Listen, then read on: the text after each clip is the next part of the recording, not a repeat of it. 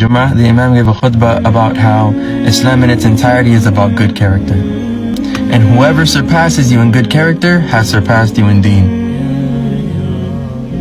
We were created as humans to worship Allah, but you will not constantly be in a state of ibadah. So how are you living your life so that your life itself becomes a form of worship?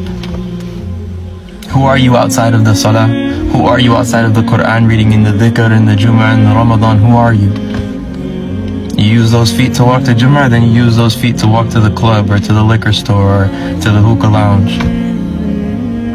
Use those hands to flip through the Quran and read Quran and do dhikr and make dua. And then when your hands are not doing that, they're abusing people. They're mistreating people. They're being used to oppress people. Use your tongue to recite Quran. You use your tongue to do the dhikr and to make the salah. And then when your tongue is not doing that, you're sending curses upon people, cursing at people, backbiting, slandering, lying.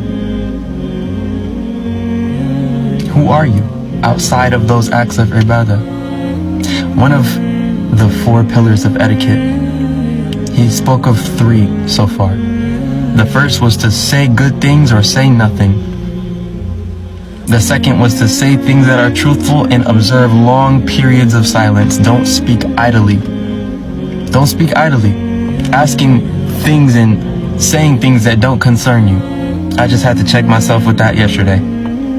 Because as I'm advising you all, I'm advising myself. A lot of the advice I give you guys on here, I'm giving to myself because I know I got a lot I need to work on. The other one was not to become angry. There's 4. He hasn't gotten to the 4th one yet. But understand, we all have ranks. There's always going to be someone better than you, and you're always going to be better than someone else. But only Allah knows truly who you're better than and who's better than you.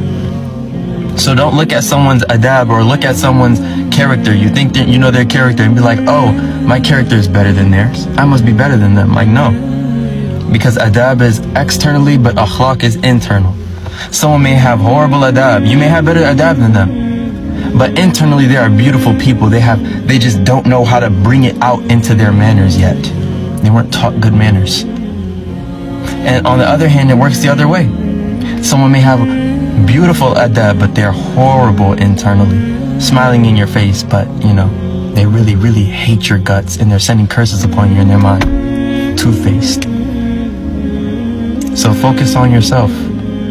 Ask Allah to bless you with good character, to bless you with good adab and with good akhlaq, and to make your life a form of worship.